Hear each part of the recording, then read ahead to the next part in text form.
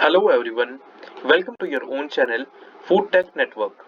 I am very happy to announce that we are going to begin with a brand new series in which we will talk about the basic constituents of food.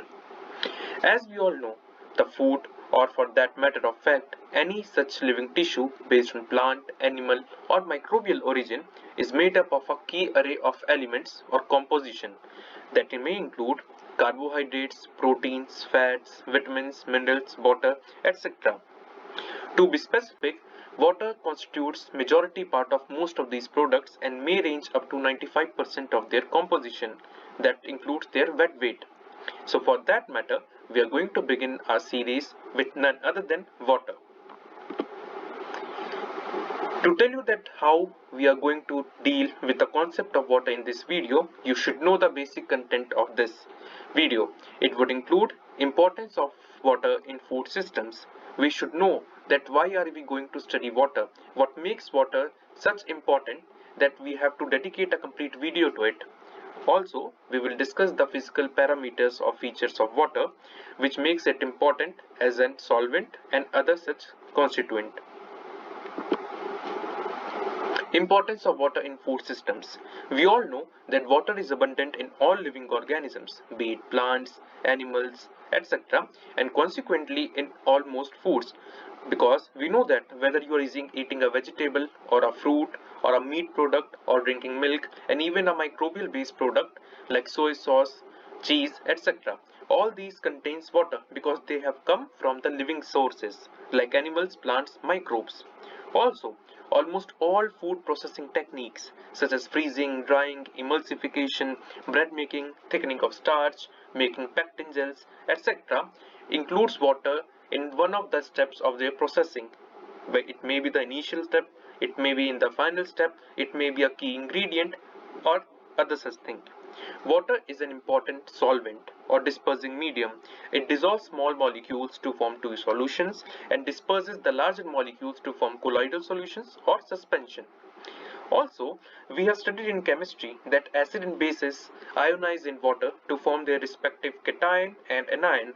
Also, the enzymes which catalyzes the reactions or are called as biological catalysts also need water or a particular amount of conditions which is provided by water to work. Because water has so many functions and it is important that makes food scientists fetch their interest into water.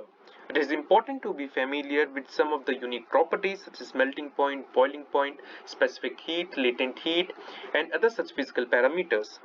When modifying the water content of food, it is necessary to understand these functions in order to predict the changes that are likely to occur during processing of such foods. For example, in the slide itself or in the video itself, you are looking at the picture depicting milk. You know that milk is a bulky substance. It contains around 87% of water if we talk about in general. So if we remove the water out of this milk, then its bulkiness gets reduced, it becomes easier to transport, and the best thing which we achieves its increase in shelf life to up to 6 to 9 months if given the proper conditions. So it is just an example that how important water is in all the aspects of food processing. So I hope you are getting interested in the concept of water.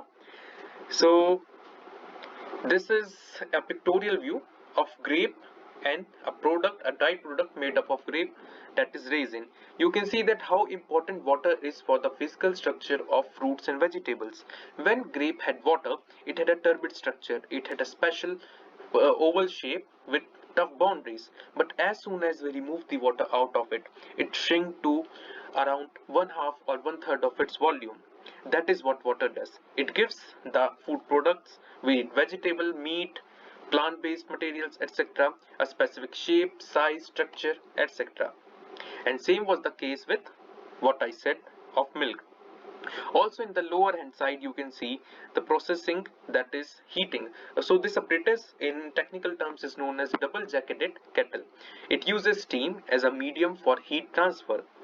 We all know that water has a high specific heat, and by knowing the specific heat or this physical parameter of water only, we got to know that water can be used as a good medium for storage of heat and heat transfer.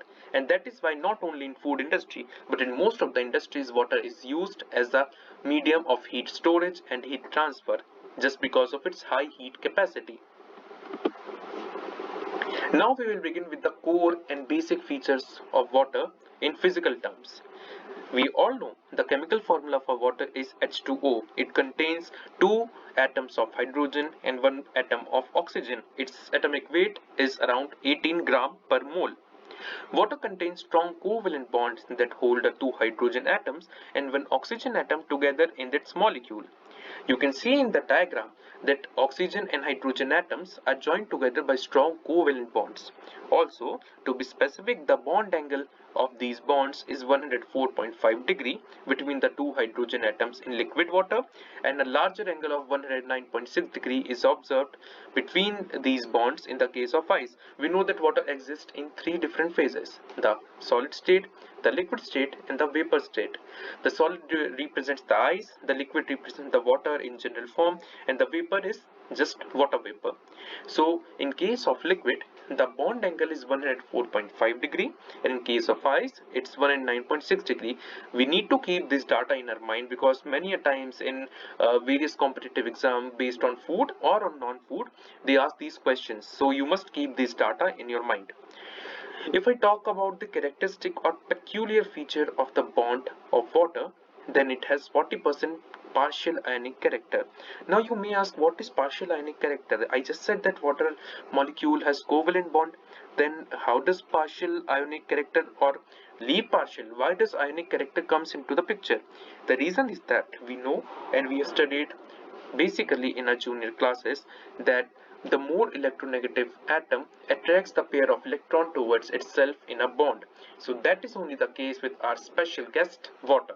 The oxygen attracts the covalent bond of hydrogen between hydrogen and itself towards itself and gains a partial negative charge. It doesn't become an anion, it does become partially negative, not completely negative. And just because it gains partial negative charge, something has been taken away from hydrogen, so it becomes partial positive, and its mathematical calculation suggests that it is 40% ionic. That's why you call it partial ionic. Also, you can see that generally a molecule which contains three atoms has a linear shape, but that is not the case with water. So what makes this so different? You can see this diagram. It has a bent or inverted V shape. The reason is that oxygen contains two lone pairs. These lone pairs are subjected at an angle that repels these bonds. The hydrogen and oxygen bonds are repelled so that they attain a value or a specific configuration which is more stable, and that most stable configuration is in front of you, that makes it stand at an angle of 104.5 degree.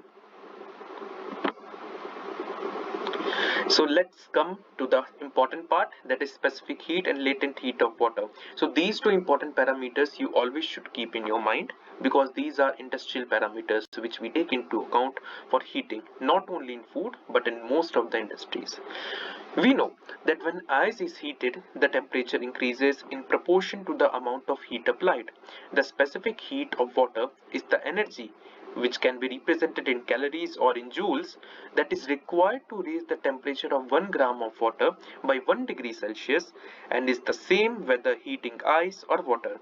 तो अगर आप सोचें आपके पास एक ice का sample है, आप उस आइस के सैंपल को हीट करते हैं, तो जितनी एनर्जी आपको प्रोवाइड करानी पड़ेगी जिससे उसका टेम्परेचर 1 डिग्री सेल्सियस इंक्रीज हो जाए, उस एनर्जी को हम बोलते हैं स्पेसिफिक हीट ऑफ आइस और वाटर, क्योंकि आइस और वाटर दोनों के केस में स्पेसिफिक हीट सेम है।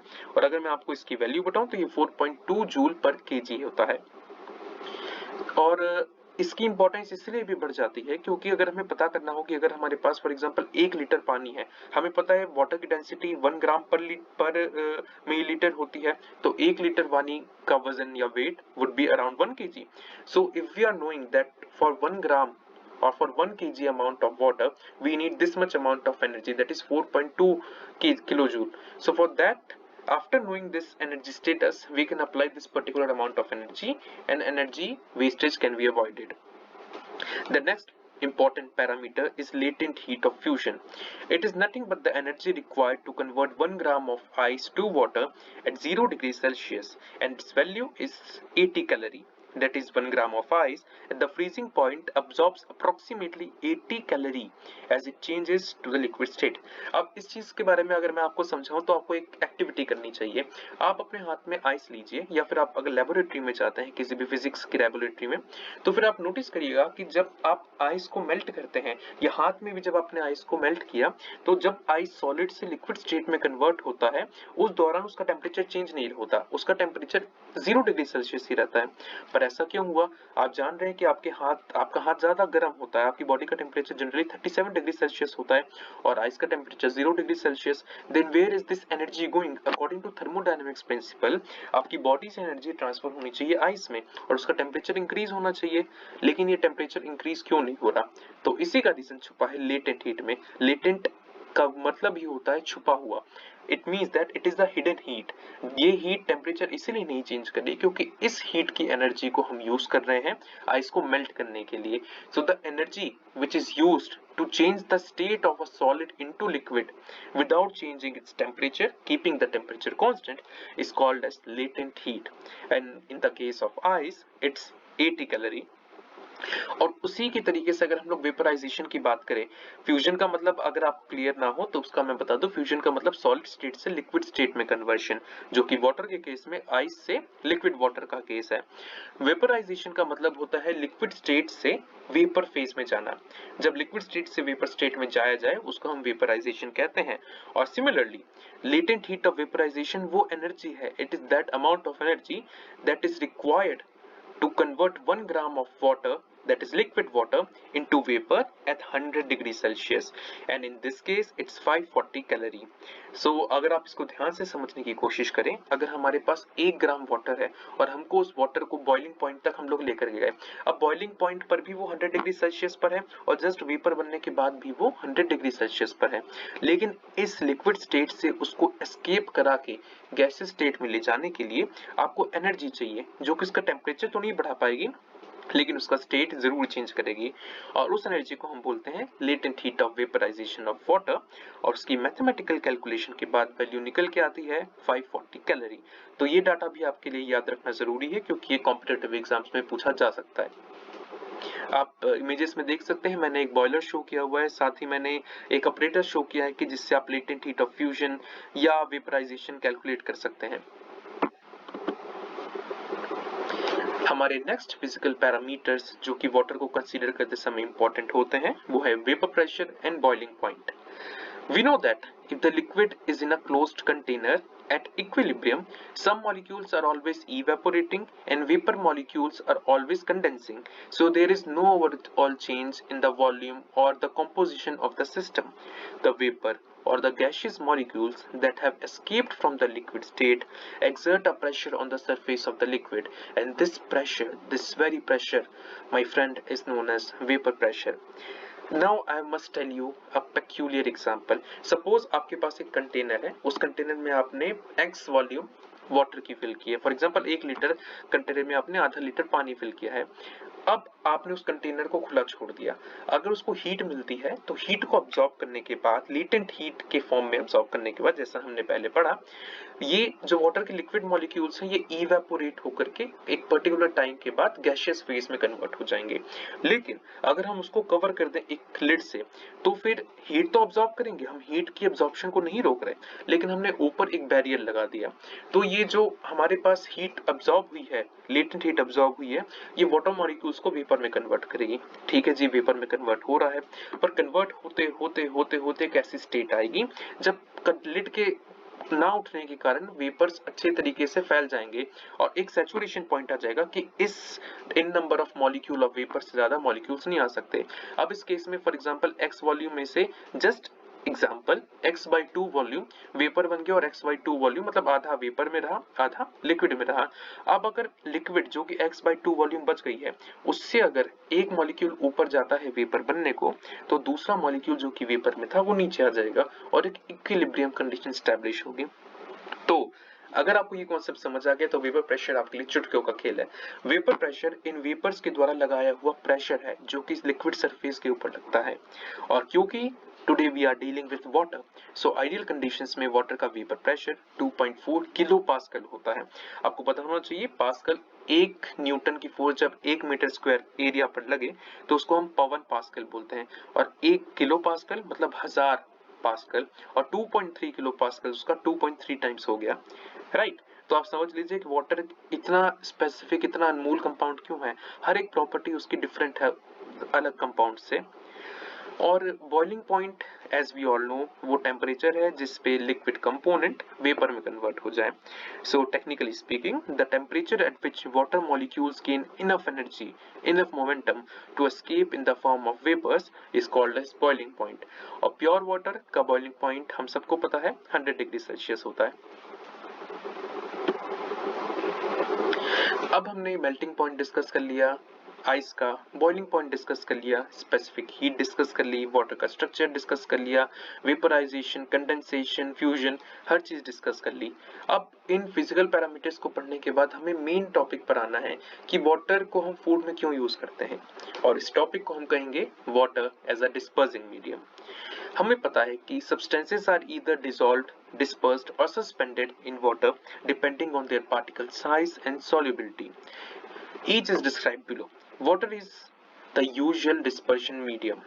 हमें पता है कि वाटर एक डिस्पर्शन मीडियम है, ये पार्टिकल की साइज और उसकी अपने अंदर सॉल्युबिलिटी को लेकर के तीन तरीके से सॉल्यूशंस या कोलोइडल सिस्टम या डिस्पर्जन सिस्टम बना सकता है, और ये completely depends करता है अपने particle size और solubility पर।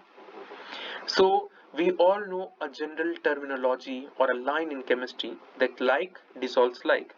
जो chemical compound similar होंगे structure में वो एक दूसरे को dissolve कर लेंगे, और जो नहीं होंगे वो एक दूसरे को dissolve नहीं करेंगे, वो separate layer बनाएंगे। और इसी चीज को हम लोग कहते हैं the fundamental concept of liking and disliking in chemistry। Water एक पोलर मॉलिक्यूल है, और पोलर मॉलिक्यूल होने के कारण ये सिर्फ पोलर मॉलिक्यूल्स को ही अपने अंदर कंप्लीटली डिसॉल्व करता है, जैसे कि सॉल्ट्स हो गए, एसिड्स हो गए, बेसिस हो गई, शुगर्स हो गई, एटसेट्रा। और सबसे पहला सिस्टम जो ये बना सकता है वो है सॉल्यूशन। तो लेट्स सी सॉल्यूशन होता क्या है। Technically if I speak, solution is something which water is when is from something when water dissolves small molecules such as salts, sugar, water soluble vitamins। आपको पता होना चाहिए water soluble vitamins कौन से हैं। yes, the water soluble vitamins is the vitamins of B complex and vitamin C, and it forms a true solution which may be either ionic or molecular। अब आयनिक और molecular के बारे में जानने से पहले हमें ये जानना चाहिए कि कंडीशन कितनी पेक्यूलियर है। ये देखिए इसमें लिखा है स्मॉल मॉलिक्यूल्स, मतलब जब मॉलिक्यूल्स का साइज बहुत स्मॉल होगा तभी जो वाटर है वो एक सॉल्यूशन सिस्टम बनाएगा। और इसके कुछ एग्जांपल्स हैं सॉल्ट्स जैसे sodium chloride, sodium phosphate, sodium hydroxide जैसे bases, sugars, glucose, fructose, maltose, water soluble vitamin जैसे vitamin C, vitamin B1, B2, B3 up to B12, right. अब जब हम सॉल्यूशंस की बात करते हैं then solutions are divided into two different categories, the ionic solution and the molecular solution। as the name suggests, ionic solution तब बनता है जब हम लोग एक ionic salt को dissolve करते हैं water में, right। an ionic solution is formed by dissolving substances that ionize in water or which have ionic interactions in their system। the examples are salts, acids and bases। Let's take sodium chloride as a prime example of ionic substance। The solid contains sodium as cation and chloride as anion, and these two cation and anion, or the two basic components of sodium chloride, are held and strongly joined together by the ionic bond by the process of electrostatic interaction through electrostatic force, that is one of the strongest force in the universe। Also, when it is placed in water, the water molecule reduce the attractive forces between the oppositely charged ions, the ionic bonds are broken, the individual ions become surrounded by water molecules and they are hydrated। So it is a complete system. You can see this process is so amazing. For example, just as mentioned, just as I am mentioning, you can have sodium chloride. Sodium chloride has electrostatic forces of attraction between its molecule, between its ions, that is sodium cation and chloride anion. Now water has a property that whenever an ionic substance is dissolved into it, it tends to reduce the electrostatic force of attraction between the components of that molecule, and that this property in terms of highly physical terminology is called as dielectric property of water, and water has a very high dielectric constant, right? So whenever, not only sodium chloride, for this matter of fact, any kind of ionic substance when dissolved in water gets their force of attraction reduced to a large extent, and due to this, due to the weakening of the force, they get separated. The sodium and chloride ions, which were held together before being dissolved in the water, get separated from each other, and they are surrounded by the molecules of water through ionic and hydrogen interactions. And this process, this very process, my friend, is called as hydration or solvation. Now this was the case of purely ionic substance. Now for example, we have glucose. Glucose is not an ionic substance, but it is polar. How?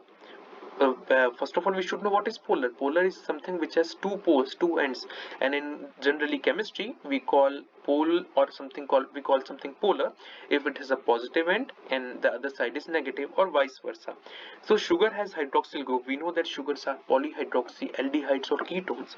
So these hydroxyl groups are joined together. These hydroxyl groups have oxygen as the electronegative atom, as in the case of water, and also has hydrogen as the electropositive, partially electropositive component. So these dividing, or this redistribution of charge between OH group creates an imbalance of electrostatic properties, and this is the main reason for the formation of hydrogen bond between the oxygen or partially negative oxygen of one glucose or other sugar molecule, and the hydrogen bond that is partially positive or the adjacent or other such configurately present hydrogen atom. So that is why we call it polar. So first of all, we should know that yes, sugars are not ionic, but they are polar. Sometimes we feel that it is covalent, then how can it be polar? But it can be polar because of the presence of functional group, that is hydroxyl group. Now what happens in the case of sugar? We know that sugars, as I've told you, are associated by hydrogen bonding. They dissolve in the water to form molecular solution. Suppose you have a x gram of sugar crystal. When it is dissolved in the water, this hydrogen bond interaction takes place. Interaction causes the interchange of hydrogen bondings between the glucose molecule and the glucose water molecule. Just for example, we earlier had the hydrogen bonding between two glucose or sugar molecules, but after being dissolved in the water, this interchange has taken place. The hydrogen bond has been set up between water and glucose and has been broken, which was there between two glucose molecules. So this interchanging of hydrogen bond interaction is responsible for the slow graduation and completely dissolution of sugar molecule in the water. And one more thing, very specific thing we all should keep in our mind, that all the interactions or the dissolving properties which takes place by interchange, yes, interchange, you should keep this word in your mind, interchange of hydrogen bond between the solute and solvent molecules are temperature function. Yes, they depend on function, they are function of temperature. As you increase the temperature, the rate of dissolution increase. So that is not the case with salt. You just add a spoonful of salt in water, it would dissolve instantaneously, spontaneously. But if you dissolve sugar, it will take time. But if you increase the temperature, the hydrogen bond interchange interaction takes place rapidly, the rate is increased, and so does dissolution.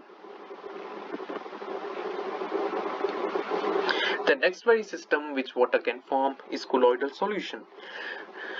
Right now I discussed about small molecules like salt, sodium chloride, sodium phosphate, glucose, fructose, etc. But what happens when the molecules are bigger in size?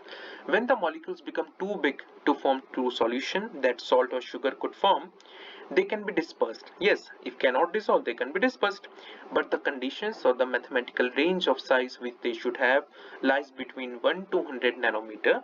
Below this they will form true solution, and above this they would form suspension, right? So for example, cellulose, cooked starch, pectin substances, gums, food proteins, these have a size range of 1 to 100 nanometer. That's why they form colloidal solution when dissolved in water. Colloidal dispersions are often unstable. Unstable means, see, we should know that such solutions or such systems depend on physical parameters like temperature, pH, and chemical composition of the food product, etc. So, for example, if we have a food which is colloidal in nature, for example, you can see in the video itself, you can see a spoonful of sauce, you can see a spoon scratching out butter. Both butter and sauce are colloidal solution. You would be shocked to know that colloidal solution are of two types: sols and gels. Gel is the case in which the solid is the dispersing medium and liquid is the dispersed phase. That is the case with our fat, wherein the solid constituent is fat and the liquid constituent is water, and the combination of this makes butter. And in the case of salt or sauce, the dispersing medium is water or liquid and the dispersed phase is solid. That is the case with ketchup, sauce, etc. So you can see that a lot of food products are based on colloidal systems. So their stability is of prime concern of most of the food technologists. So you should keep in your mind that food has a huge variety of colloidal systems which we consume every day. And that is why colloidal solutions are important for us to study, and so is colloidal science. An example I have already stated, but you can also look pectin jellies as an example of colloidal solution. The last but not the least system which water can form is suspension. As I told, when the particle size exceeds the limit of 100 nanometer and they become too large to form colloidal dispersion, they form suspension. If I tell you the particle in suspension separate out over a period of time, it is not a stable system. See, even colloidal solid systems are not stable in most cases, but they can be stabilized by using a variety of chemicals. For example, emulsifier can also be used, and other such chemicals can be used to maintain their stability. But suspensions in most cases are unstable. They could stay for a very limited amount of time, but after that period, separation will take place and no such system will be seen. The prime example is uncooked starch grains in water. It may be temporarily suspended and then it easily settle down. No longer suspended but rather falling at the bottom of the container. आप अपने हाथ से देखिएगा, आप एक glass jar में थोड़ा सा पानी भरिए, उसमें आप अगर अनकुक्ड ग्रेन, अनकुक्ड स्टार्च, जैसे कि ग्रेन आप गेहूं लीजिए, यू कैन टेक वीट को अगर आप डालते हैं उस वाटर में तो कुछ टाइम के लिए तो वो ऊपर आपको दिखेगा, but over the extended period of time you will observe that it has settled down, it has not formed a system. That is why we call it suspension, right? So I hope that all the three important systems, solution, colloidal system and suspension, is clear to you. When the particle size is small and it is easily dissolved in water, it forms true solution. When it is little bigger and may fall in the range of 1 to 100 nanometer, it forms colloidal system. And it colloidal system, food industry is full of colloidal system, friends. And the third and the last is suspension, right? So this was all about this video. You can visit our website to get our whole array of news regarding jobs. You can get practice session of quiz, you can get trainings, foster trainings, etc. You can get ideas about startups, ebooks, webinar news and much more. So don't forget to subscribe our channel and visit our website www.foodtechnetwork.in. Thank you and meet you in the next video. Bye.